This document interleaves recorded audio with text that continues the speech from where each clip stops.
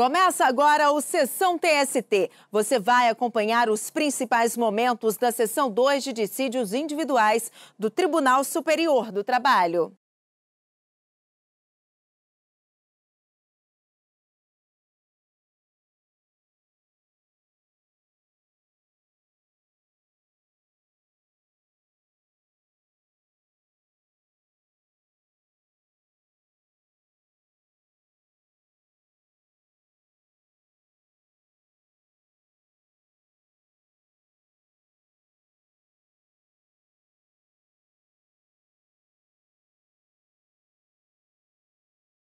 Bom dia a todos, podemos nos sentar.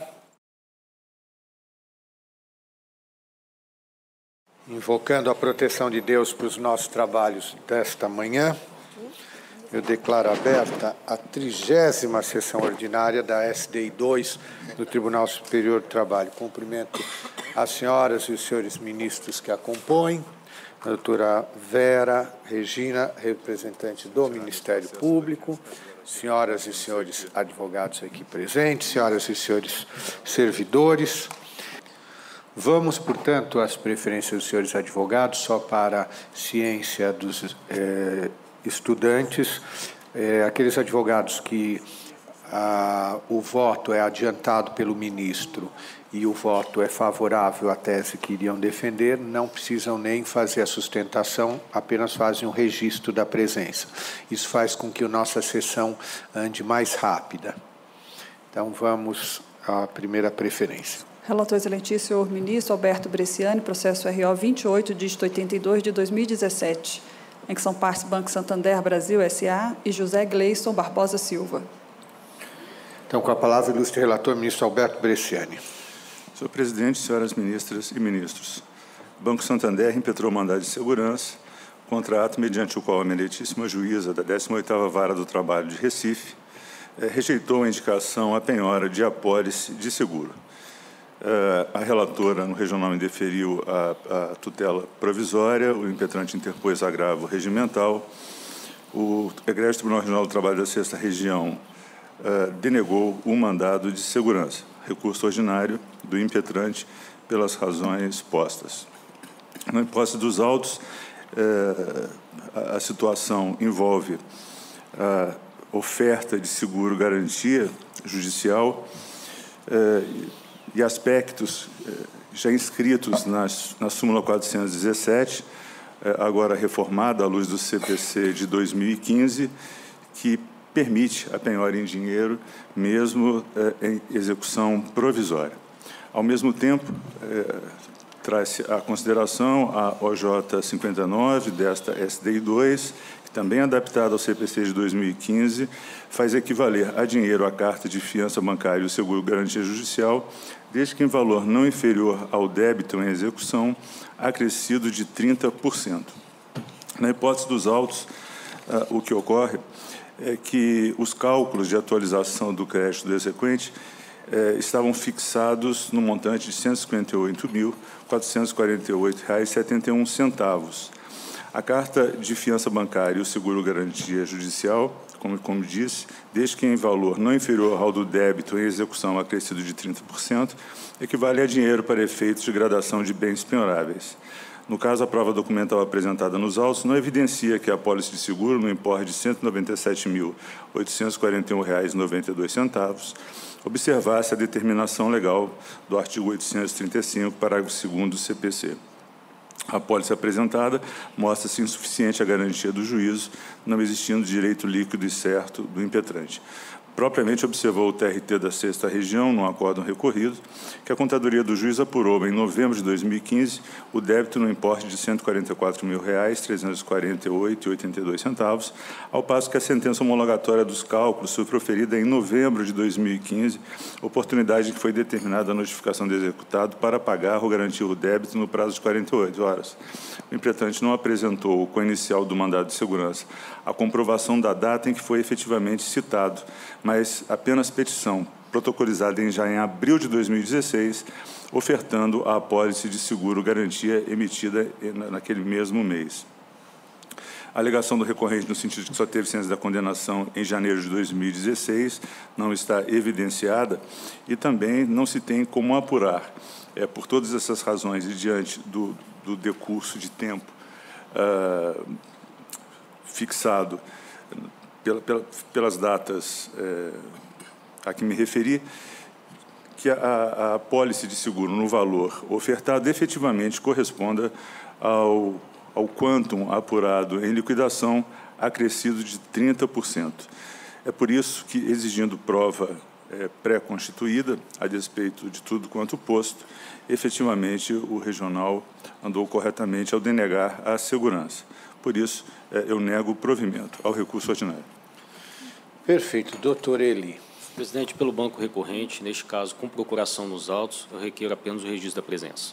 Perfeito. Então, feito o registro da presença, pergunto se há alguma divergência. Não havendo, se decide nos termos do voto do relator. Vamos ao próximo. Relator excelentíssima, senhora ministra Adelaide Miranda Arantes, processo RO 679, dígito 51 de 2016, em que são partes Banco Santander Brasil S.A. e Maria do Rosário Ferreira da Silva. Então, com a palavra do relator, a ministra Adelaide Miranda Arantes. Senhor presidente, mandado de segurança é hipótese de acordo homologado e perda do objeto. Ocorre a perda do objeto do mandado de segurança, que pretendia cassar os efeitos da antecipação de tutela concedida em reclamação trabalhista, quando superveniente a homologação do acordo, tendo em vista a ausência de interesse de agir. Segurança denegada nos termos do artigo 6º, parágrafo 5º, da Lei 12.016 de 2009 e 4856, parágrafo 3º, do Código de Processo Civil de 2015. Esse é o meu voto, senhor presidente. Perfeito. Doutor Eli, aqui apenas o registro também? Somente registro da presença com mandato nos autos. Perfeito. Feito o registro da presença, pergunto se há alguma divergência. Não havendo, se decide nos termos o voto da relatora. Vamos ao próximo. Relator excelentíssimo, senhor ministro Douglas Alencar Rodrigues, processo RO 5.116, dígito 86 de 2016, em que são partes Banco Bradesco S.A. e Márcia Regina Ortega Macedo. Ministro Douglas, relator, com a palavra. Senhor presidente, senhoras e senhores ministros, trata-se de recurso ordinário interposto contra acórdão lavrado em mandado de segurança, impetrado contra a decisão interlocutória que antecipou os efeitos da tutela, ordenando a reintegração do litisconsorte necessário ao emprego com o restabelecimento do plano de saúde. A Corte Regional denegou a segurança e, neste instante, observamos que já houve prolação de sentença nos autos da ação principal, o que configura a perda superveniente do interesse processual, levando à denegação da segurança na linha do item 3 da súmula 414 desta Corte. E é este o voto, presidente. Doutor Eli. Somente o registro, presidente. Apenas o registro da presença. A doutora Vera Regina pretende fazer uso da palavra. Lhe é concedida. Senhores ministros, apenas para cumprir a exigência legal de intervenção do Ministério Público em caso de mandado de segurança e o parecer do Ministério Público em síntese e conclusivamente é igualmente pela denegação da segurança pretendida. Perfeito. Pergunto se há alguma divergência. Não havendo, se decide nos termos voto do relator. Vamos ao próximo. Relatora excelentíssima, senhora ministra Adelaide Miranda Arantes, processo RO 210, dígito 32 de 2016, em que são partes Banco Mercantil do Brasil S.A. e Eurípides Pinto Moraes. Então, com a palavra a relatora, a ministra Adelaide.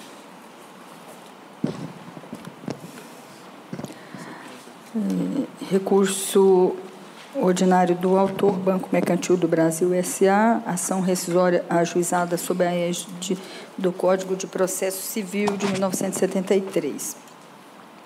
Preliminares de intempestividade e deserção do recurso ordinário, arguídos em contra-razões, não configuração. Não há falar-se na intempestividade do recurso ordinário do autor, ofertado dentro do prazo recursal, iniciado com a publicação do acórdão da ação rescisória, embora antes da decisão proferida em resposta aos embargos de declaração do réu. À vista disso, observa-se ser desnecessária a ratificação das razões recursais. É o caso em que a exigência da lei para afastar a deserção do recurso ordinário do autor refere-se tão somente ao recolhimento das custas processuais. Não se exige, como afirmado pelo réu, que seja efetuada e comprovada a garantia do juízo da execução em que fora proferida a decisão rescindenda. Confirmado o recolhimento das custas no prazo recursal e no valor fixado pelo Tribunal Regional, não se pode entender como deserto o recurso ordinário do autor. Rejeito, portanto, as preliminares. No tema honorários advocatícios, condenação do autor efetuada na ação rescisória, índice de atualização, hipótese da súmula 422 do TST. O recurso tem por escopo propiciar a análise da matéria impugnada, constatação de que as razões do recurso ordinário não atacam o dispositivo onde ficou consagrada a tese firmada pelo regional, atraindo, portanto, a aplicação da referida súmula. Não conheço nesse tema. Tema seguinte, artigo 4855 do Código de Processo Civil de 73, violação dos artigos 5º e 36 da Constituição e 512 do referido Código. Multa dissedial, base de cálculo. A conclusão adotada pelo regional na decisão rescindenda, segundo a qual a base de cálculo da multa dissedial é a remuneração percebida pelo reclamante, porque definido assim na sentença proferida na fase de conhecimento que transitou em julgado. Não viola os artigos 5º e 36 da Constituição, nem o 512 do Código de Processo Civil de 73. Acresço que a sentença julgou procedente o pedido de multa dissedial prevista na cláusula 19, que determina como base de cálculo a remuneração do reclamante. A circunstância de, na fase de execução, em análise dos embargos de declaração aos embargos à execução, ter-se consignado que nem a cláusula 19, nem nenhuma das inúmeras decisões anteriores fixaram a base de cálculo da multa dissedial, que promoveu incorretamente a discussão. Assim, não obstante o valor vultoso que tomou a multa dissedial, mormente tendo em vista que seu parâmetro determinado em sentença normativa é a remuneração, a fixação da base de cálculo da cláusula penal na sentença exequenda não poderia mesmo ser alterada posteriormente, porque aí sim redundaria em ofensa ao artigo 5º e 36 da Constituição. Conheço do recurso e nego-lhe provimento. Tema seguinte, artigo 4855 do Código de Processo Civil de 73, violação dos artigos 39, parágrafo 1º da Lei 8.177 de 91 e 955 do Código Civil de 1916, juros de mora e parcelas vincendas. A discussão relativa aos juros de mora foi equacionada na decisão rescindenda, não sendo dirimida à luz dos artigos 39, parágrafo 1º da Lei 8.177 de 91 e 955 do Código Civil de 16, incidindo na hipótese a súmula 298 do TST. Eu conheço e nego o provimento. Honorários advocatícios, condenação do autor na ação rescisória, discussão relativa ao percentual. O Tribunal Regional, ao condenar o autor ao pagamento de honorários advocatícios no importe de 20% do valor da causa atualizado, decidiu em observância aos requisitos do artigo 20, parágrafo 3º do Código de Processo Civil de 73. Assim sendo, cumpridos os parâmetros legais, não há que se falar na redução do percentual que foi fixado pela Corte de origem. Também conheço e nego o provimento. Passo agora ao recurso ordinário do réu Eurípides Pinto de Moraes, e, primeiramente, a preliminar de não conhecimento do recurso ordinário do réu, por ausência de legitimidade para insurgir contra a condenação do autor em honorários advocatícios, que foi arguído em contra-razões. Não há falar-se na ilegitimidade do réu, desde que, quanto ao tema, vincule fundamento em que, a priori, não teria sido vencedor. E, no caso, o regional determinou o cômputo de juros de mora a partir do trânsito em julgado da decisão, e o réu busca conseguir seja a partir do ajuizamento da ação rescisória. Rejeito a preliminar. O segundo tema, honorários advocatícios, condenação do autor em ação rescisória e juros de mora termo inicial. Os honorários advocatícios não constituem débitos trabalhistas, mas sim despesa judicial atribuída à parte sucumbente. O CPC de 2015, em regramento não existente no Código anterior, instituiu no artigo 85, parágrafo 16, a incidência de juros moratórios a partir da data do trânsito em julgado da decisão, no caso de honorários advocatícios fixados em quantia certa. Verifica-se que não houve, no caso vertente, o estabelecimento do valor da verba em quantia certa, motivo pelo qual não seria o caso, em princípio, de se aplicar a incidência de juros de mora. Ocorre que, como o recorrente insurge-se apenas contra o termo inicial, quer desde o ajuizamento da ação e não, como determinado a partir do trânsito em julgado, não há como alterar a decisão recorrida, sob pena de incidir em reformatio impégios. Eu conheço e nego o provimento neste tema. O terceiro tema, depósito prévio, reversão, cumulação objetiva de pedidos, decisão unânime de improcedência da rescisória, apenas quanto a um dos pedidos, e verifico a impossibilidade de aferição, fundamentando que não há como reconhecer que, no aspecto do pedido da letra C da petição inicial, juros de mora sob multa dissidial, tenha havido julgamento unânime, a fim de que se possa supor de uma possível conversão de percentual do depósito prévio em multa a favor do réu. Nesse tema, eu conheço e nego o provimento. Esse é o meu voto, senhor presidente. Perfeito. Doutor Carlos Alberto, deseja fazer uso da palavra? Senhor presidente, senhores ministros, os representantes, subprocurador, representante do Ministério Público, eu rendo ao senhor presidente, nessa ocasião, as melhores homenagens aos ministros que integram esse colegiado especializado no nosso Tribunal Superior do Trabalho. Senhores ministros, trata-se de uma ação rescisória ajuizada para desconstituir a decisão do regional proferida em agravo de petição, onde a discussão está restrita a apenas um único título, multa dissidial, ou seja, uma multa que decorre de uma cláusula de um dissídio coletivo resultante de um acordo celebrado pelas partes devidamente homologado. Como já destacado pela eminente relatora, o valor é vultoso. Nós estamos a discutir com o valor corrigido em torno de 20 milhões de reais. Mas esse não é uma questão posta para o nosso corte rescisório. Tecnicamente, nós temos dois grandes temas. Primeiro, a base de cálculo para a multa dissidial, como dito pela eminente relatora. E segundo, a incidência dos juros de mora sobre essa multa dissidial.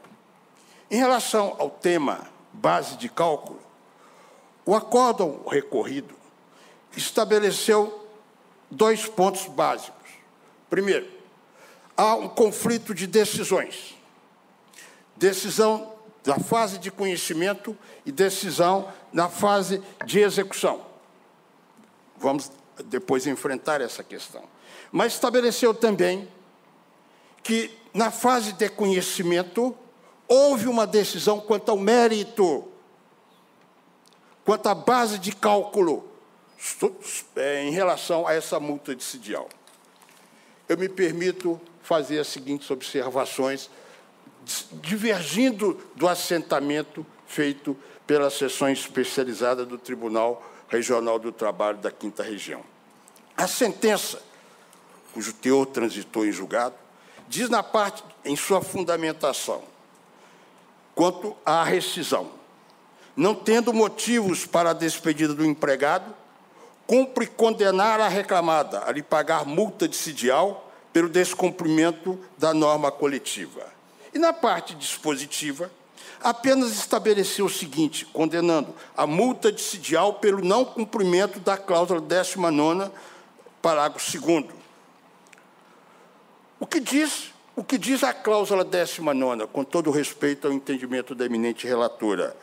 Que, se o banco não comparecer para homologação no prazo de 15 dias, será devido um pagamento na importância igual a que este receberia se vigorasse o contrato de trabalho. Eu lhes pergunto, onde está escrito que essa multa significa remuneração? Na sentença, há menção à remuneração. Menção à remuneração quanto às parcelas deferidas na sentença no que diz respeito a verbas rescisórias. E lá se diz que, efetivamente, a remuneração é composta de ordenado, horas extras, anuênio, ajuda aluguel e de gasolina. Nós não podemos, evidentemente, confundir essa multa dissedial com a própria remuneração, que tem outra índole, e muito menos fazer com que ela integre essa remuneração, exatamente pela natureza da própria multa, que tem, evidentemente, um caráter de penalização. Aliás, se houvesse alguma dúvida sobre a não decisão, na sentença de merecimento, sobre a não deliberação por parte do poder na sentença, essa dúvida seria afastada a partir do momento em que nós vamos à fase de execução. E essa questão é posta na fase de execução. Essa é discutida entre as partes. Ora, se ela é discutida e se ela é resolvida, é óbvio que não houve deliberação anterior. No acórdão do agravo de petição, na fase de execução, consequentemente, está dito nessa segunda decisão, que já seria a segunda decisão. Trata-se, aliás, melhor dito, da sentença que posteriormente foi ratificada no acórdão. Trata-se, como se vê, de cláusula com teor obscuro. Não se indica exatamente qual seria o verdadeiro parâmetro para a base de cálculo. Mais à frente se afirma, só a partir do trânsito em julgado da decisão exequenda é que será fixado o termo inicial do débito para a avaliação do quanto. E, mesmo assim, tomamos como parâmetro o salário do reclamante, já que a cláusula citada não indica, como já assinalado. Indiscutivelmente, há uma fixação. O salário é a base de cálculo. E mais relevante ainda, senhores ministros, é que dessa parte da decisão não houve recurso por parte do exequente, que hoje é réu na ação rescisória. Consequentemente, se não houve recurso, a matéria precluiu e houve trânsito em julgado. Bom, primeira tese nossa, consequentemente, com esse raciocínio, é que não houve decisão quanto à fixação de base de cálculo no processo de conhecimento. Mas, admitindo-se que nós tenhamos um conflito de decisões, sentença de conhecimento estabelecendo a remuneração como base de cálculo, e acórdão e sentença no fase de execução estabelecendo o salário como base de cálculo, qual vai prevalecer? A subseção do TRT da 5ª, especializada em dissídio individual, por maioria, votação de 3-2, estabeleceu que é a primeira decisão. E como assim procedeu? É interessante nós observarmos que, após fazer menção à divergência jurisprudencial, após destacar que o próprio Superior Tribunal de Justiça, em reiteradas decisões, tem dito que prevalece a segunda, vale-se de uma decisão do Supremo Tribunal Federal, na relatoria do ministro Toffoli, para dizer que prevalece a primeira. Sem adentrar em meandros dessa decisão, o fato fundamental é que essa decisão do ministro Dias Toffoli, lá no Supremo Tribunal Federal, a decisão era relativa a duas decisões em 2 habeas corpus, em processos distintos. Como também nós temos em processos distintos, aqui na própria Justiça do Trabalho, eu sei disso, essa matéria já foi posta, e há decisões nesse sentido. Todavia, para a apreciação de Vossas Excelências, nós temos duas decisões dentro do mesmo processo. E o que diz a doutrina de Pontes de Miranda, Zé Carlos Barbosa Moreira, de Dinamarca, é exatamente a prevalência da segunda decisão. E por que deve prevalecer a segunda decisão?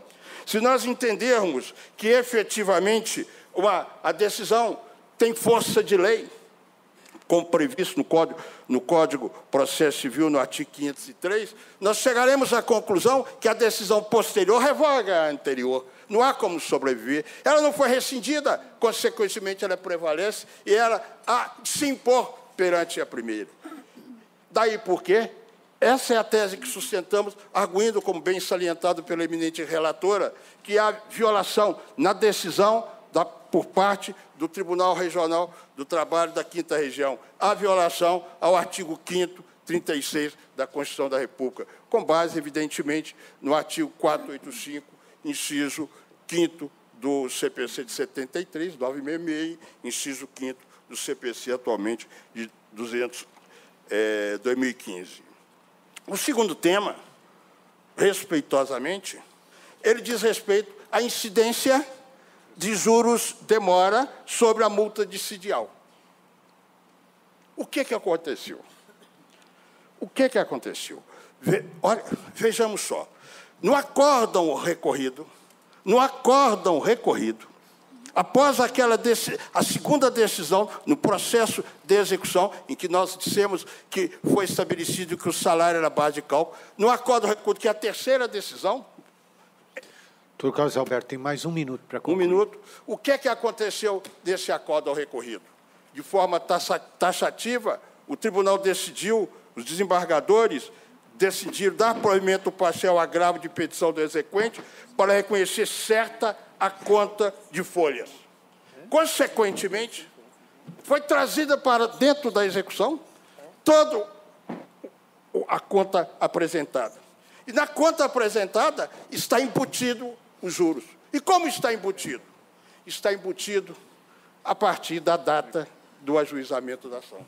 Diferentemente do que está previsto no artigo 39 da Lei 8.177/91, que diz que juros devem incidir no período compreendido entre a data de vencimento da obrigação e seu efetivo pagamento.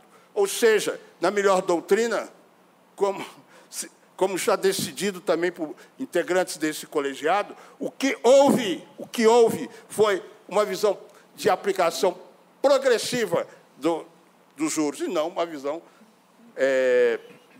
decrescente em termos de juros. Eu diria, e isso é fundamental dizer... Doutor Carlos Alberto, terminou o seu tempo. Tem 1 minuto.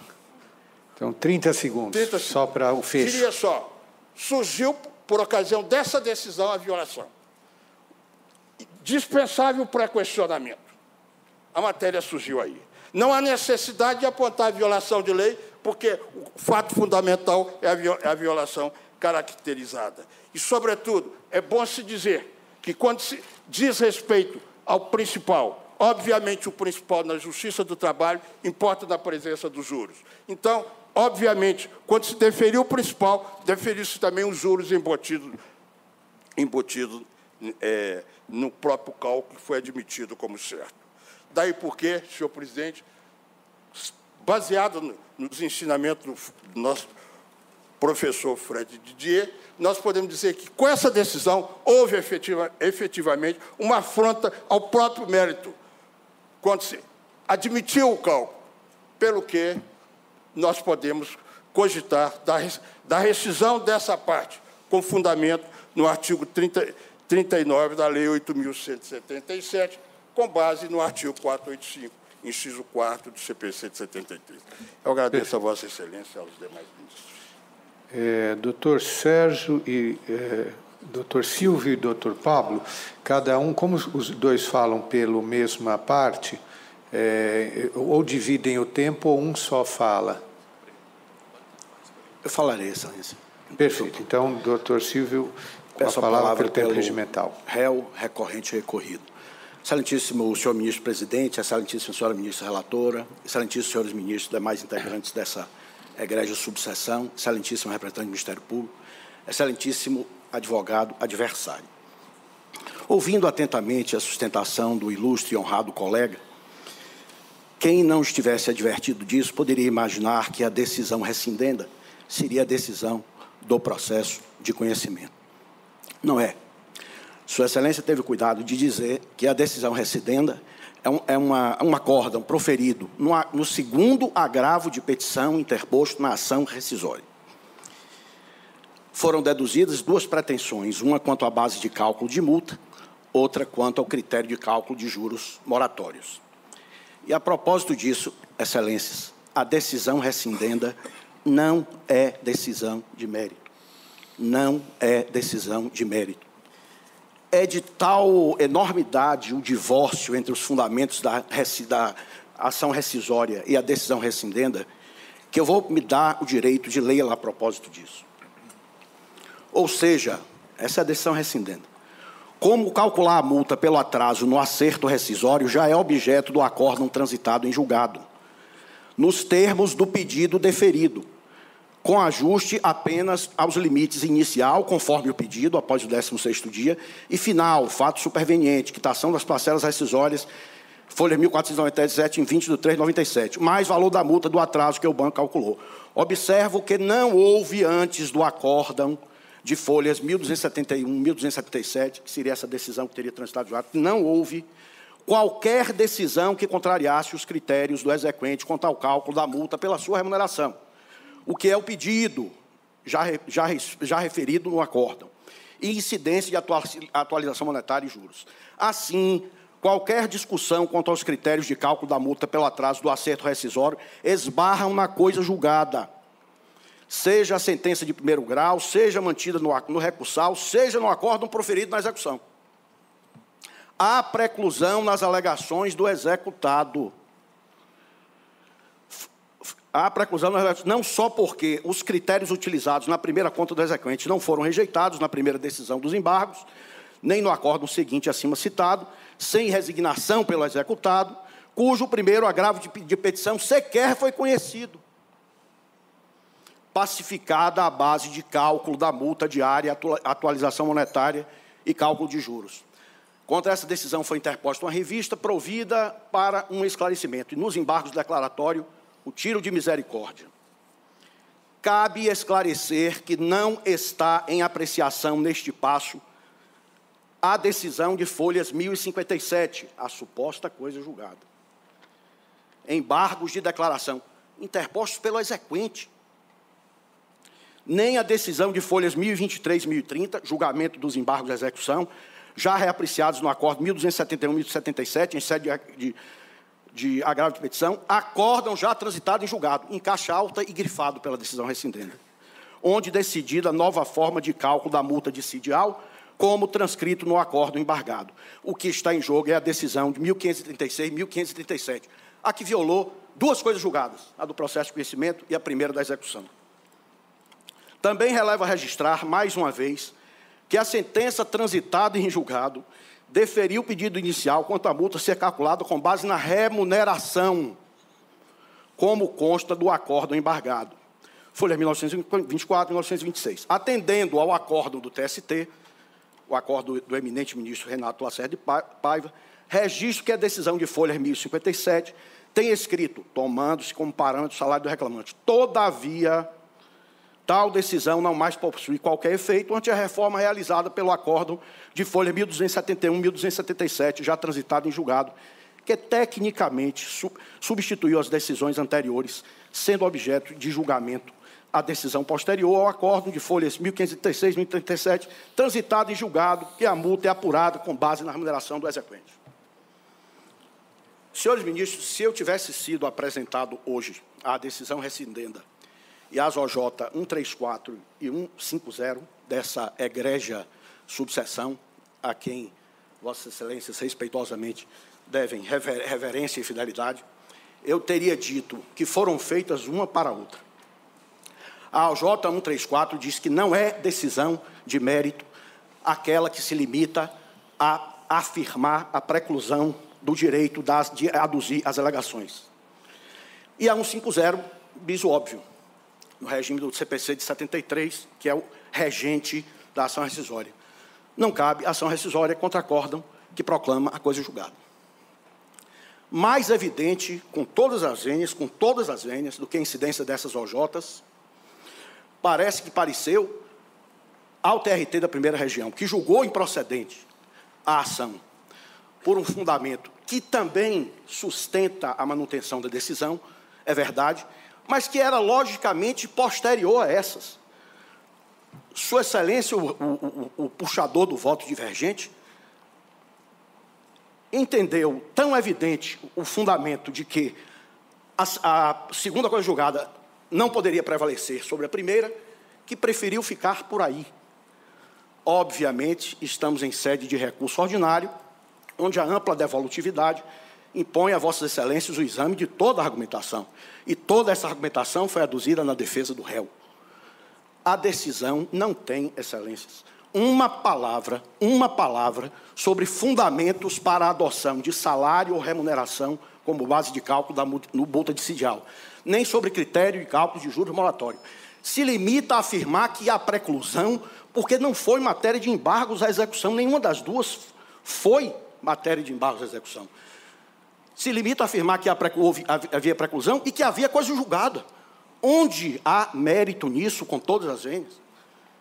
O TRT, acertadamente, no mérito, adotou a posição que lhe pareceu mais cômoda, entre um conflito aparente entre duas coisas julgadas, com base em decisão do Supremo Tribunal Federal, inclusive, mas também do STJ. É verdade que a doutrina diverge a propósito, mas com base em decisão do Supremo, do STJ, com base na força normativa que a coisa julgada deve exercer, disse, prevalece a primeira, a do processo de conhecimento.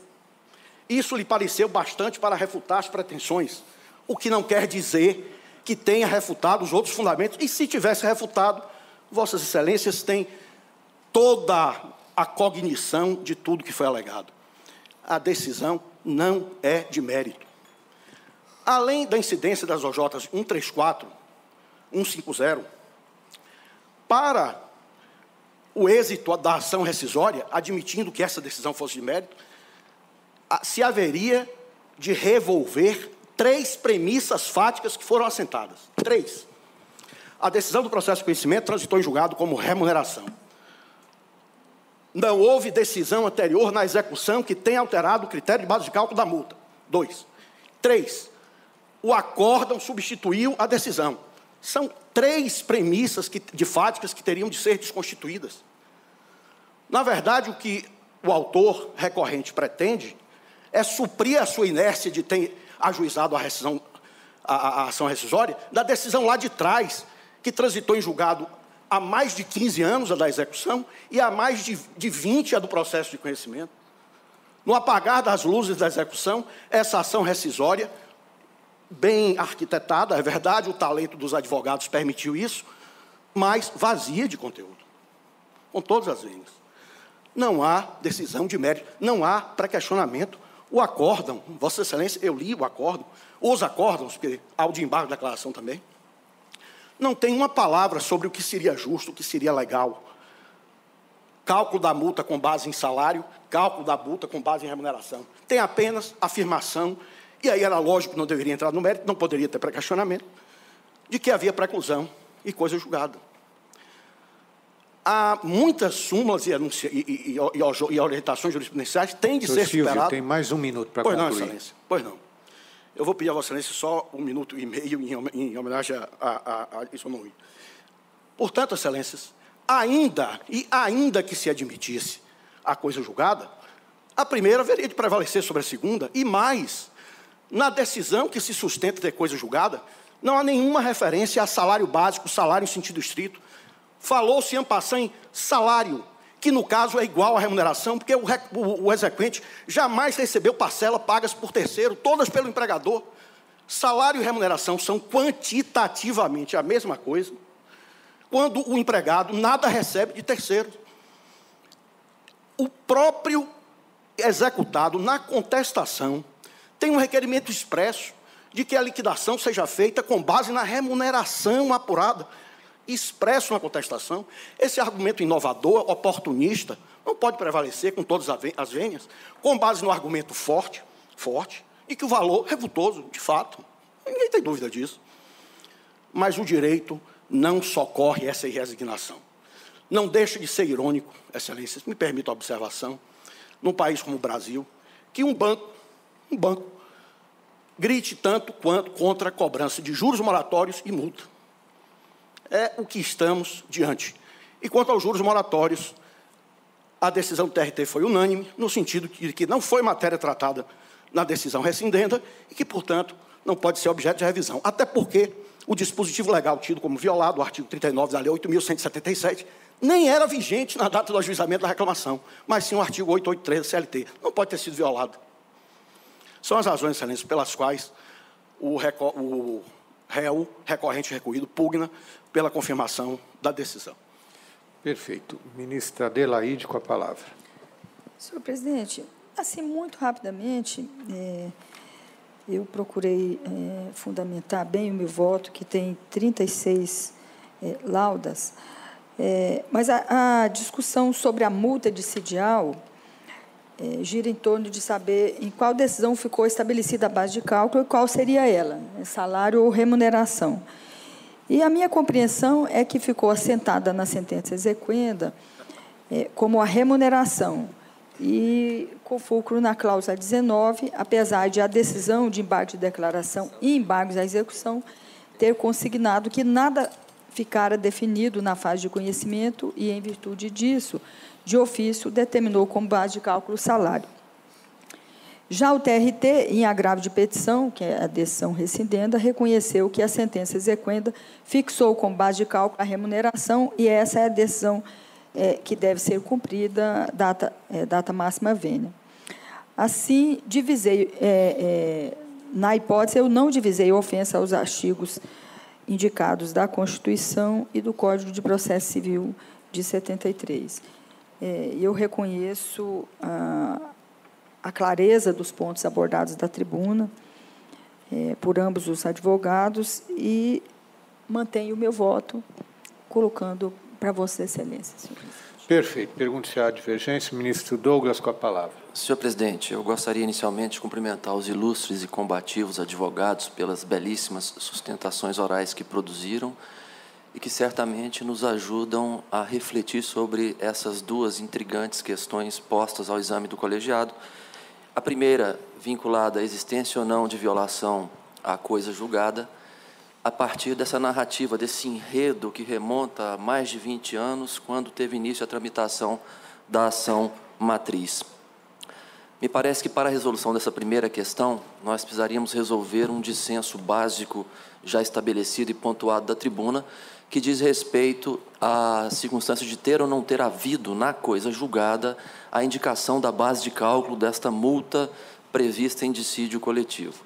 Eu abri aqui agora os autos digitalizados e, observando na página 178 do arquivo digitalizado, a extensão do dispositivo da sentença, eu confesso que surge a dúvida, efetivamente, se houve ou não houve a fixação da base de cálculo na sentença transitada em julgado, na sentença exequenda. E por que isso?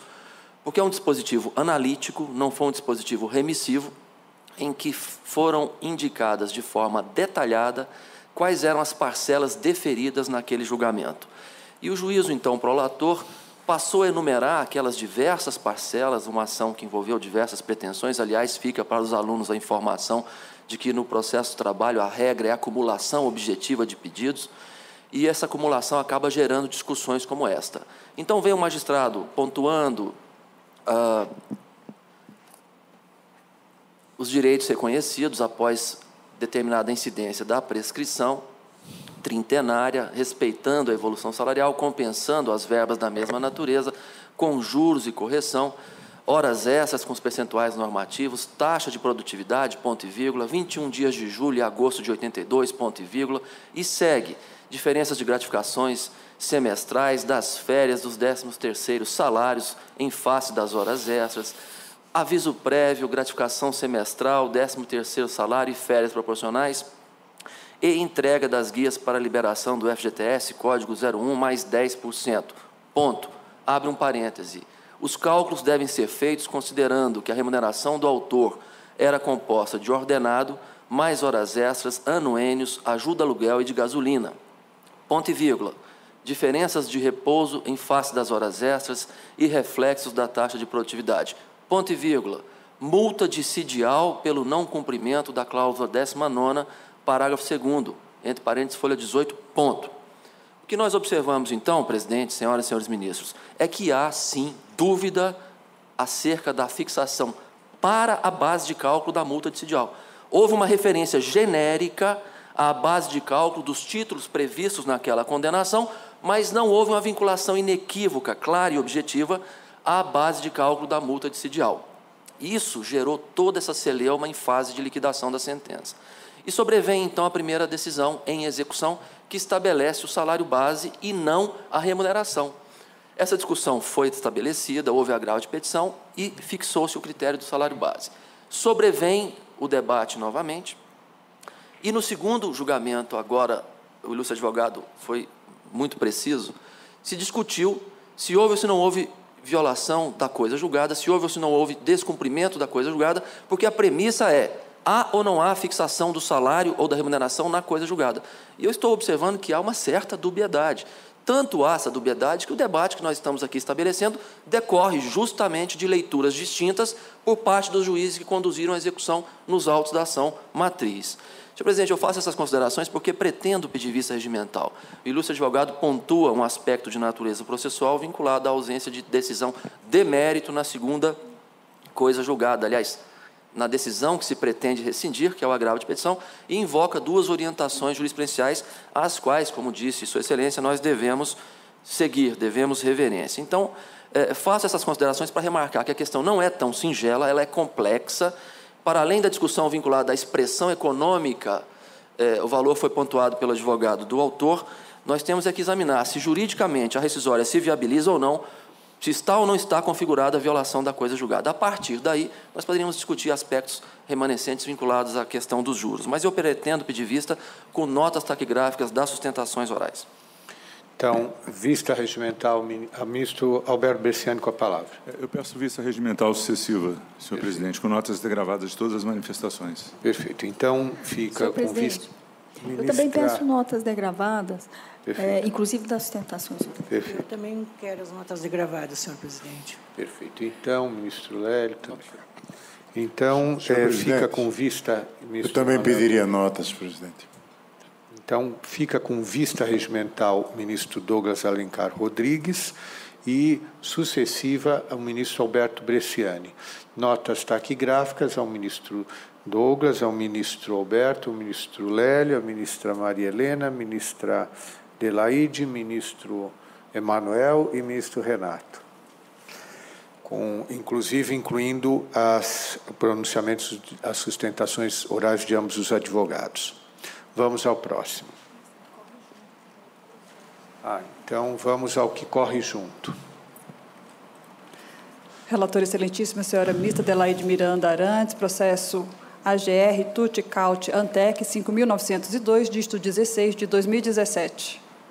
Como se trata de um agravo regimental, aqui fica prejudicado o exame do agravo regimental e, de qualquer jeito, só concluiremos o julgamento quando terminar a vista regimental do ministro Douglas Alencar Rodrigues, ministro Alberto Bresciani. Vamos ao próximo. Relator excelentíssimo, senhor ministro Alberto Bresciani, processo RO 22.347, dígito 35 de 2016, em que são partes Banco Bradesco S.A. e Simone Rigotti da Silva. Então, com a palavra, o ministro Alberto Bresciani. Senhor presidente, senhoras ministras e ministros, trata-se de recurso ordinário em mandado de segurança, mandado de segurança impetrado pela trabalhadora, inicialmente contra a tutela provisória, parcialmente concedida pela juíza da vara de origem, que deferiu apenas a manutenção de plano de saúde e a projeção da relação de emprego até o dia seguinte ao término do período de suspensão do contrato de trabalho. O regional concedeu a segurança integralmente, vem o recurso ordinário. No caso dos autos, resumidamente, a trabalhadora recebeu o auxílio-doença acidentário em 20 de maio de 2016, ainda no fluxo do prazo do aviso prévio, que foi prorrogado até este ano. É nesta situação e no juízo de probabilidade que se faz, porque se controverte ainda no ambiente de tutela provisória, é que há respaldo do artigo 118 da Lei 8.213 de 91 e das OJ 64 e 142 desta subseção, e eu nego o provimento nos termos dos muitos precedentes dessa Casa. Doutor Eli. Presidente, neste caso, pelo banco recorrente, eu requeiro apenas o registro da presença e procuração dos autos. Perfeito. Feito o registro da presença, pergunto se há alguma divergência. Não havendo, se decide os termos do voto do relator. Próximo. Relatora excelentíssima, senhora ministra Adelaide Miranda Arantes, processo RO 55, dígito 70, de 2017, em que são partes a Ambev S.A. e Ministério Público do Trabalho da 13ª Região. Então, com a palavra, ilustre relatora, ministra Adelaide Miranda Arantes. Senhor presidente, é a hipótese em que o mandado de segurança foi impetrado contra a decisão que deixou de receber os embargos à execução por não estar garantido o juízo em face da apresentação de aporte de seguro na fase de execução definitiva. Possibilidade de mitigação da orientação jurisprudencial 92 desta SDI 2, nos casos em que possa resultar grave lesão à parte ao se aguardar o prosseguimento da controvérsia pela via ordinária, aliada à teratologia do ato praticado pela autoridade coatora e ainda quando se trata de ordem de penhora de numerário. A apólice de seguro garantia judicial equivale a dinheiro para efeito da gradação dos bens penhoráveis, previsto no artigo 835 do CPC de 2015, o antigo artigo 655 do CPC anterior. Isso consoante a orientação jurisprudencial 59 desta SDI 2. Eu trago precedentes e conheço e dou provimento. Eu conheço do recurso ordinário e o provimento é para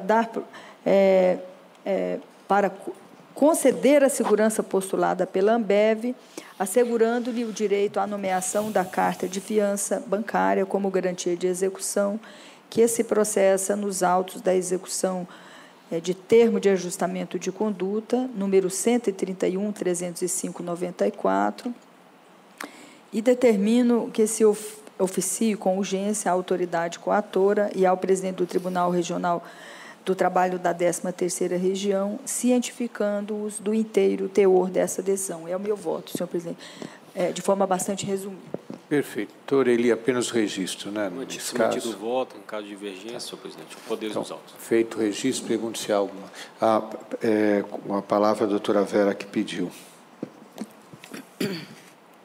Senhores ministros, neste caso aqui, o Ministério Público é recorrido e, fundamentalmente ou resumidamente, a questão importante para o Ministério Público nesse processo, não só a questão da execução, mas fundamentalmente pelo descabimento do right, porque aqui é matéria simples de execução de sentença, que executa, na verdade, compromisso de termo de ajustamento de conduta, não há nenhum demonstrativo de perigo in mora, nada disso, as providências, ao menos que determinariam as circunstâncias, o cabimento do mandado de segurança não estão presentes. Não estando presentes e não cabendo tal via de insurgimento, tal via recursal, igualmente que o recurso também passa a ser prejudicado. Mas há uma preclusão, porquanto aqui a parte tenta reverter decisão em agravo de petição. Como os estudantes provavelmente saibam, é recurso na esfera ou na fase de execução, liquidação e execução, quando já se encaminha para a satisfação daquilo que a decisão de mérito condenou, e, nesse caso específico, a preclusão, porquanto há também manifestação do tribunal de origem quando em agravo de instrumento, não reconhece a ocorrência de preclusão da matéria versada pela impetrante, razão pela qual espera o Ministério Público, em caso que seja negado provimento ao recurso, ou até mesmo considerado incabível, diante da impossibilidade da matéria versada ser tratada em sede de mandado de segurança. Ministra Adelaide, com a palavra. Senhor presidente, eu entendo as fundadas razões alegadas pela doutora representante do Ministério Público, mas, nesse caso, eu vou manter o meu voto e coloco à disposição de Vossa Excelência. Pergunto se há alguma divergência. Ministro Renato, com a palavra. Eu vou pedir vista regimental até para verificar. Há uma informação, uma decisão recorrida de que, na verdade, toda essa matéria foi discutida em agravo de petição. E a minha dúvida é se caberia mandado de segurança nessa hipótese. Então, eu peço vista regimental. Fica assegurada a sustentação oral, caso o voto seja divergente. Presidente, pela ordem. Sim. É um esclarecimento que surgiu para auxiliar... Então, lhe é concedida a palavra nesse momento. Ok. Senhor presidente, egrégia turma, principalmente para atender a dúvida do ministro Renato, na verdade, o que aconteceu foi que, oferecido o seguro-garantia ao juiz da execução, ele o negou para fins de embargos à execução. Desta decisão, houve a interposição de agravo de petição para que fosse recebido e revertesse a situação. O tribunal, o juiz negou seguimento ao agravo de petição e, consequentemente, houve a interposição de agravo de instrumento em agravo de petição para que tentasse destrancar. Então, não é originário de um acórdão em sede de agravo de petição ou mandado de segurança ora impetrado. Então, esse esclarecimento de fato é importante, porque é uma consequência, uma sucessividade de atos pelo recebimento do seguro-garantia. E não satisfazendo na esfera dos recursos cabíveis naquele momento, fora impetrado o mandado de segurança, do qual a parte em tese não tem prejudicado embargos à execução, porque ao não receber pela ausência de garantia, o juiz certamente o fará quando houver efetiva garantia, o recebimento pelo juízo da execução. Então, com base nessas considerações, atendido, então, o seguro-garantia atende perfeitamente a garantia da execução com os 30% a mais do artigo 835, parágrafo 2º do CPC, é a hipótese da OJ 92, do voto do eminente relator, e nesse sentido se requer a manutenção do voto. Obrigado. Perfeito. Senhor presidente. Ministro Emanuel. Eu vou pedir permissão ao ministro Renato, que já requereu a vista regimental, mas nem sempre, sobretudo agora nesse final de ano, o serviço passa a se acumular de uma forma muito célere. É possível que eu não esteja na sessão quando do retorno da vista do ministro Renato. Daí porque eu gostaria de adiantar o meu voto,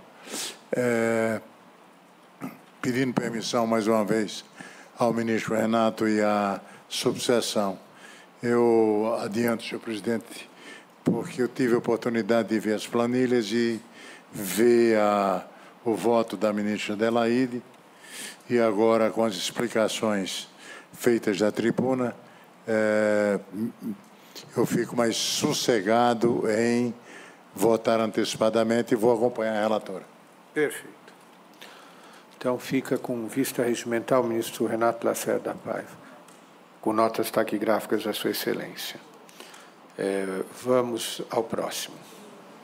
Relatora excelentíssima, senhora ministra Adelaide Miranda Arantes, processo RO 473, dígito 31 de 2016, em que são partes Ambev S.A. e Márcio de Souza Ribeiro. Então, com a palavra, ilustre relatora, ministra Adelaide Miranda Arantes.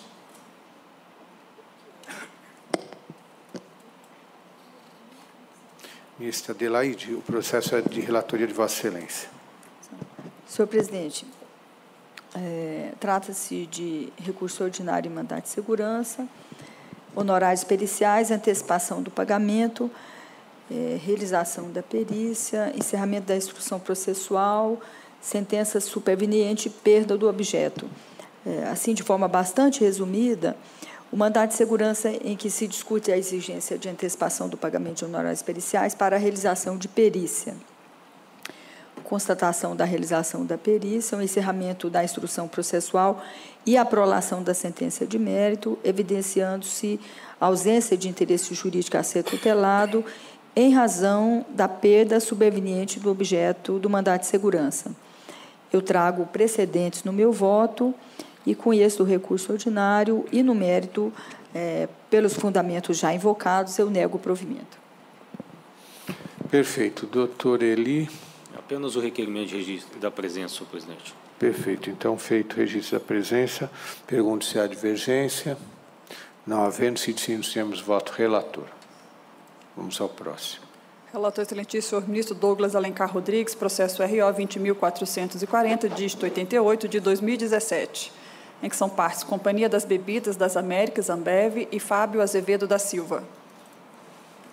Então, com a palavra, ilustre relator, ministro Douglas Alencar Rodrigues. Senhor presidente, senhoras e senhores ministros, a matéria vertida no presente recurso ordinário é a mesma há pouco relatada pela ministra Adelaide e diz respeito à licitude da decisão judicial de rejeição do seguro-garantia oferecido à penhora pela executada. A matéria já é objeto de ampla compreensão no âmbito desta subseção e no voto que submeto a vossas excelências eu estou reafirmando a compreensão de que o mandado de segurança é cabível e de que a recusa é ilícita. Estou votando, portanto, pelo conhecimento e provimento do recurso, mas não para conceder a ordem, estabelecendo desde logo o direito à oferta da garantia do juiz mediante seguro-garantia, mas para determinar que o mandado de segurança seja regularmente processado, na medida em que fora liminarmente indeferido, em decisão monocrática, objeto de agravo, e que, portanto, se faz necessário, em nome do devido processo legal, que se restaure a cognição perante a Corte de origem. Voto pelo conhecimento e provimento, determinando o retorno dos autos à origem para regular processamento. É o voto. Perfeito. Doutor Eli, por enquanto, apenas o registro da presença. Exatamente. Doutora Vera, com a palavra. Obrigada, excelência. Nesse processo, igualmente, manifesta o Ministério Público que a espécie dos autos trata de mandado de segurança. E o artigo 12 da Lei 12.016, de 2009, disciplina a matéria no sentido que, para o mandado de segurança, é necessária a intervenção, a manifestação do Ministério Público. E, neste caso aqui, se Vossas Excelências me permitirem reduzir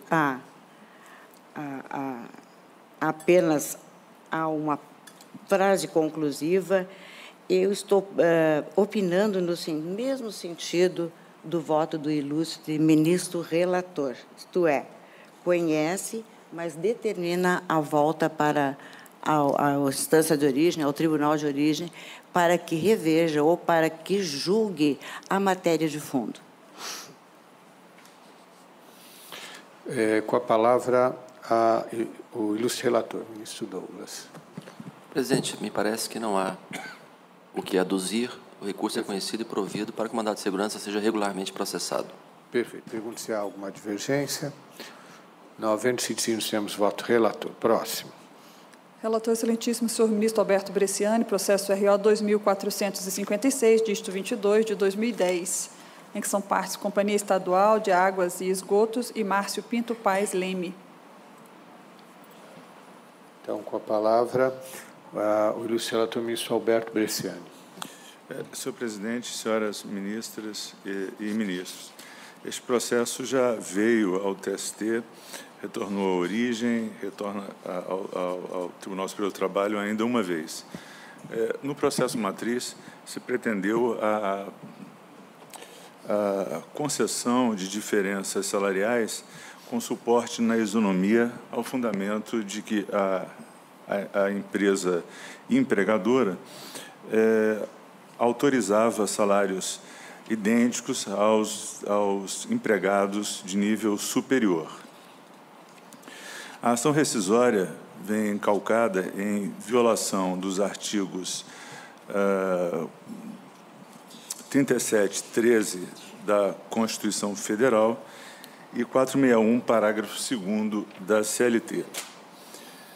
Ocorre, senhor presidente, senhoras ministras e ministros, que a decisão rescindenda em nenhum momento examinou a matéria à luz do artigo 461, parágrafo 2º da CLT, porque de equiparação salarial não se cuidava, mas de pretensão relativa a diferenças salariais calcadas no princípio da isonomia. Ainda assim, com relação ao artigo 37, 13 da Constituição Federal. E aqui eu nem me refiro à alusão aos preceitos constitucional e legal, mas as teses neles ventiladas. Não houve invasão desses temas como premissas da decisão que se busca desconstituir. Por isso, senhor presidente, na linha do quanto decidido pelo Tribunal Regional do Trabalho na ação rescisória, incide efetivamente a diretriz do item 1 da súmula 298 desta Corte, razão pela qual eu nego o provimento ao recurso ordinário. Perfeito. Doutora Emanuela, aqui então é apenas o registro da presença. Sim, obrigada. Tá, tem procuração dos autos, sim, né? Procuração. Perfeito. Pergunto se há alguma divergência.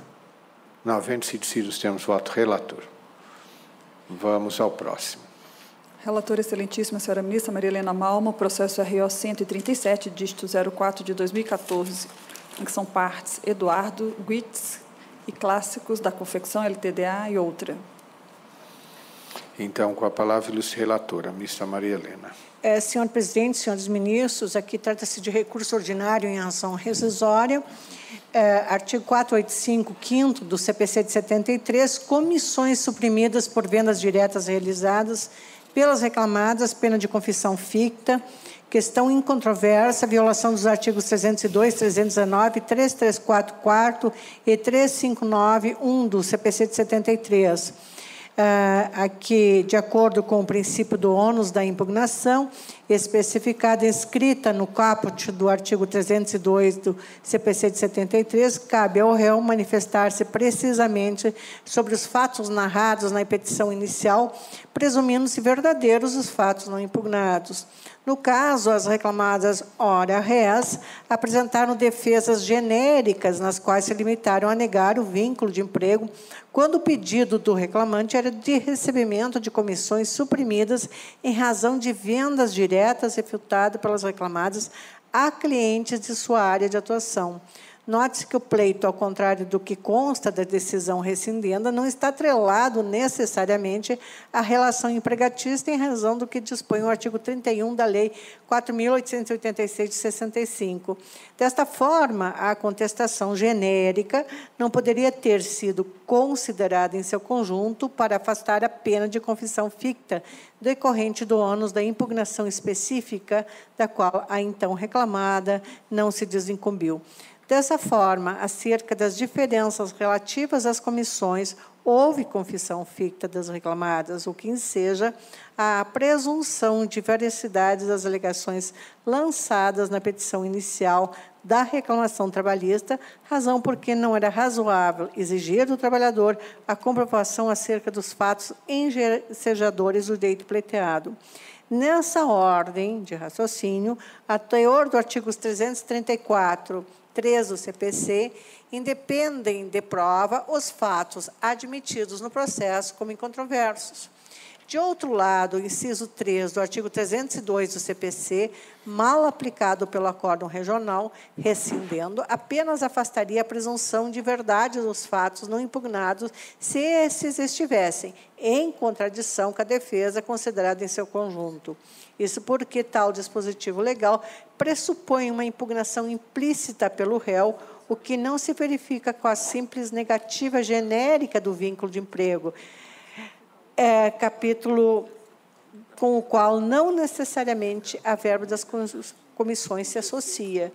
Trago precedentes da Corte e proponho que se conheça do recurso ordinário e a ele se dê provimento. É assim que eu voto, senhor presidente. Perfeito. Doutor Otoniel. Eu gostaria do registro da presença, senhor, e se caso haja algum voto de divergência, gostaria de manter o parágrafo 1º do artigo 145. Então, feito o registro da presença, pergunto se há alguma divergência. Senhor presidente, eu pretendo pedir vista regimental desse processo. Então, o ministro Renato pede vista regimental. Fica assegurada a palavra caso haja divergência. Obrigado. Perfeito. Vamos ao próximo. Relatora excelentíssima, senhora ministra Adelaide Miranda Arantes, processo RO 478, de 53, de 2016, em que são partes Fibria Celulose S.A. e Gilmar Ferreira Loureiro. Com a palavra, ilustre relator. Relatora ministra Adelaide. Senhor presidente, trata-se de recurso em mandado de segurança da litisconsórcio passiva, tutela antecipada, sentença superveniente, e é também a hipótese de perda do objeto. O caso em que se observa a ausência de interesse jurídico a ser tutelado ante a ocorrência dos termos da súmula 414, inciso 3 do TST. É o meu voto, senhor presidente. Perfeito. Doutor Roberto. Senhor presidente, apenas o registro da presença, por favor. Perfeito. Então, feito o registro da presença, pergunto se há divergência. Não havendo seguidos, temos voto da relatora. Vamos ao próximo. Relatora excelentíssima senhora ministra Maria Helena Malma, processo RO 5.365, dígito 42, de 2013, em que são partes Fazenda Pública do Estado de São Paulo e Jorge Luiz Martinello e outros. Então, com a palavra, ilustre relatora ministra Maria Helena. Senhor presidente, aqui a pretensão de corte rescisório dirigida a despacho ordinatório proferido em sede de execução, por meio do qual apenas foi determinado o cumprimento de atos a fim de satisfazer a tutela concedida na coisa julgada formada em processo de conhecimento. Não se tratando de decisão de mérito, afigura-se evidente a impossibilidade jurídica do pedido, o que resulta na extinção do feito sem resolução do mérito. Esclareço que o regional entendeu no caso que haveria, sim, a hipótese de extinção do processo com resolução do mérito. Afirmou o regional que a presente ação rescisória pretende a desconstituição do despacho exarado à folha 747 da reclamação trabalhista. A despeito de qualquer discussão acerca da possibilidade de o despacho da folha 747 ser objeto de rescisão, ocorre que, nos termos do disposto na súmula 100, item 3, salvo se houver dúvida razoável, a interposição de recurso intempestivo ou a interposição de recurso incabível não protrai o termo inicial do prazo decadencial. Assim sendo, o termo inicial deu-se em 25 de março de 2008, de modo que, tendo essa ação sido ajuizada em 1º de março de 2013, operou-se a decadência. E ainda que se pudesse considerar, continua regional, o pedido de reconsideração como forma apta de recurso, é certo que naquela ação a hora autora não sustentou o ser parte ilegítima para responder pela execução, matéria que somente foi arguída no agravo de petição interposto, tornando preclusa a oportunidade de discuti-la. E conclui o regional que, pela extinção do feito, com resolução do mérito, nos termos do artigo 269, inciso 4º, artigo combinado com os artigos 490, inciso 1 e 295, inciso 4º, todos do CPC, sem prejuízo das disposições contidas do artigo 216. Nós examinamos, no caso aqui, qual é a diferença em relação ao regional. Nós examinamos sob o ponto de vista do não cabimento de ação rescisória em face da natureza jurídica do ato que está querendo que se pretende rescindir. É assim que eu voto, senhor presidente. Doutor Roberto, apenas... Presidente, o registro da presença, por favor. Feito o registro da presença, Obrigado. Pergunto se há alguma divergência. Não havendo sido temos voto relator. Vamos à última preferência. Relator excelentíssimo, senhor ministro Alberto Bresciani, processo RO 141, dígito 84, de 2014, em que são partes Ministério Público do Trabalho, da 8ª Região e Sindicato dos Trabalhadores nas indústrias de fiação, tecelagem e outros dissimilares do Estado do Pará e Amapá. Com a palavra, o ministro Alberto. Senhor presidente, senhoras ministras e ministros, este processo, nessa ação rescisória, se volta contra o processo em que foi homologado acordo, e se postulava adicional de insalubridade, e, na hipótese, o sindicato atuou como substituto processual. Ação coletiva, mas o sindicato atuando como substituto processual. Em processo idêntico a este, trouxe posição no sentido da necessidade da intervenção do Ministério Público. E este é o tema, é o único tema, aliás, é o tema que se coloca em recurso. Naquela circunstância, naquele momento, houve vista do eminente ministro Renato de Lacerda Paiva, que trouxe voto divergente no sentido da incidência da súmula 83, a hipótese, na medida em que persiste divergência jurisprudencial no âmbito dos regionais, sendo escassa a jurisprudência no âmbito desta Corte. Eu fiquei vencido, juntamente com os ministros Delaide, Douglas e ministro Vieira de Mello, e, neste momento, eu peço dupla vênia ao ministro Renato, a primeira delas para manter a minha ressalva de ponto de vista e a segunda para adotar os fundamentos de Sua Excelência, que foram os que prevaleceram naquela oportunidade, mais de um processo, inclusive. Por isso, eu, com estas razões, nego o provimento ao recurso ordinário. Perfeito. Doutora Patrícia. Primeiramente, eu gostaria de requerer a juntada de subestabelecimento. Perfeito. E somente... Em princípio, é o registro, né? Apenas porque a decisão lhe é favorável. Pergunto se há alguma divergência. Doutora Vera pede a palavra pelo Ministério Público. Obrigada. Eu, primeiramente, indago Vossa Excelência e todos receberam memoriais acerca deste processo, 141/84, encaminhada pelo colega Enéas Basso Torres, em que se pede realmente o provimento do recurso ordinário aviado pelo Ministério Público. E aqui, fundamentalmente,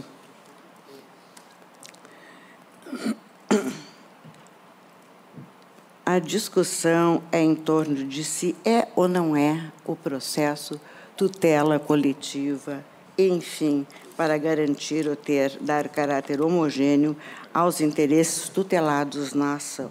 E o que entende o Ministério Público é o que é positivo.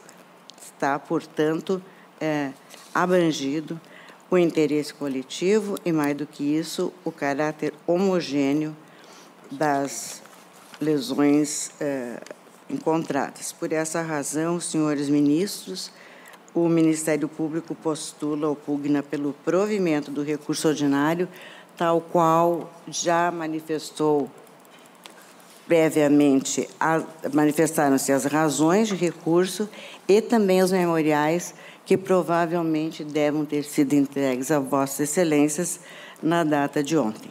Obrigada. Com a palavra, o ministro Alberto.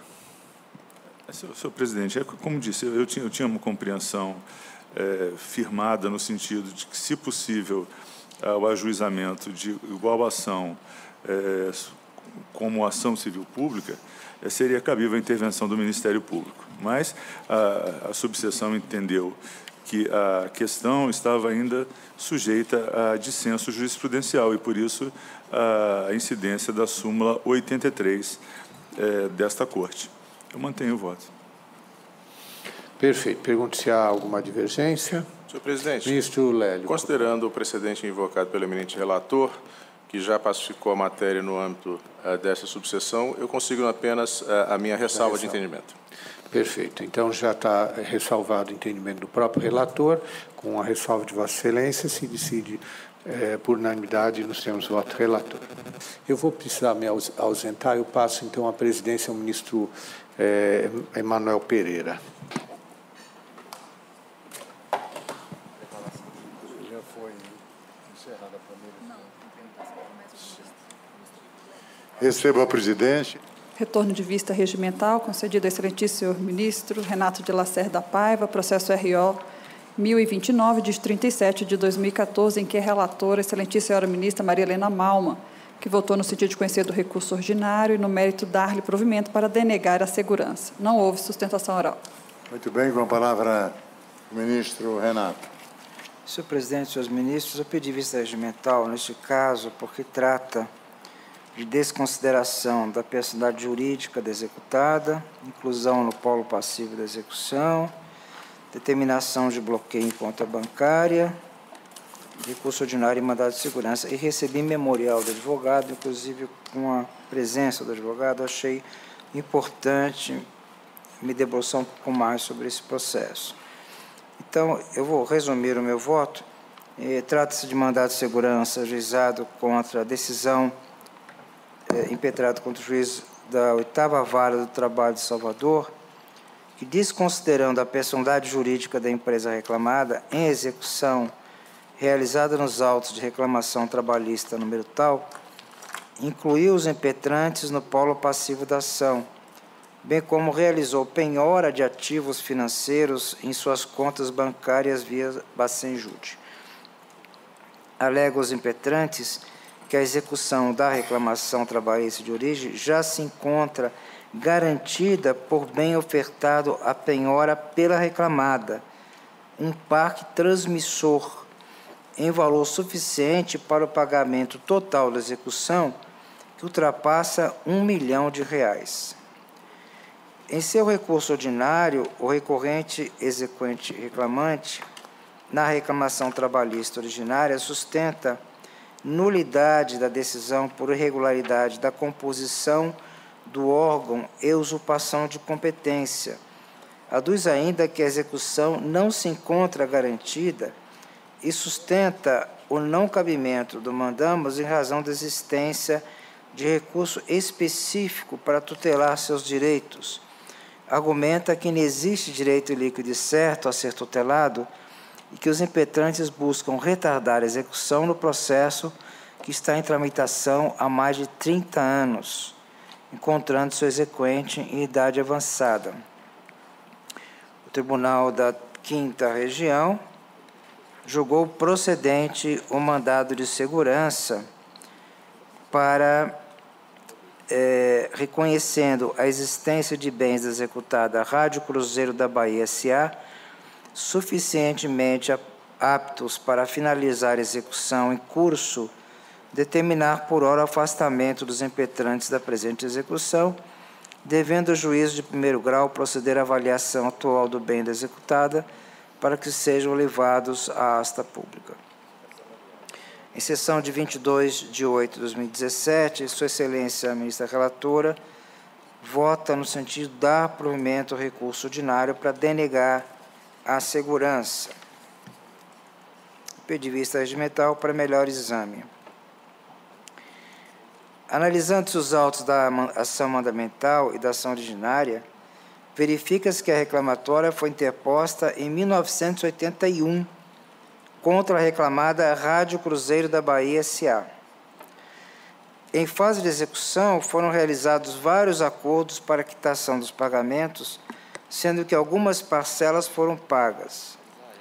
O autor ainda executa parcelas referentes ao último acordo realizado, tendo a execução ultrapassado o valor de R$1 milhão, após diversas impugnações de ambas as partes e da interposição de diversos recursos em fase de execução. Incontroverso que a reclamada ofertou bens à penhora, inclusive o parque de transmissão mencionado na decisão recorrida. O reclamante interessado alega que a nomeação do parque transmissor foi impugnada porque não obedeceu à gradação legal e nomeado fora do momento processual e do prazo oportuno, além de trazer equipamentos eletrônicos em desuso e ultrapassados tecnologicamente. Constata-se ainda, em consulta nos autos do processo originário, que tramitou perante esta Corte, na peça de sequência que eu refiro, que os impetrantes já discutiram a legitimidade para figurarem no polo passivo da execução por meio de exceção de pré-executividade, requerendo a sua exclusão, a qual foi julgada improcedente, consignando inclusive que, aspas, trata-se de processo de execução que se arrasta por mais de 25 anos sem solução. De mais a mais, o bem penhorado é de difícil alienação, engessando a possibilidade do autor conseguir receber seu crédito, o que, a nosso sentir, frustra a execução. Fecho aspas. Há ainda a decisão do juízo da execução que não recebeu embargos à execução apresentados pelos impetrantes por ausência de garantia do juízo, contra o qual interpuseram agravo de petição, o qual também não foi conhecido por ausência de garantia.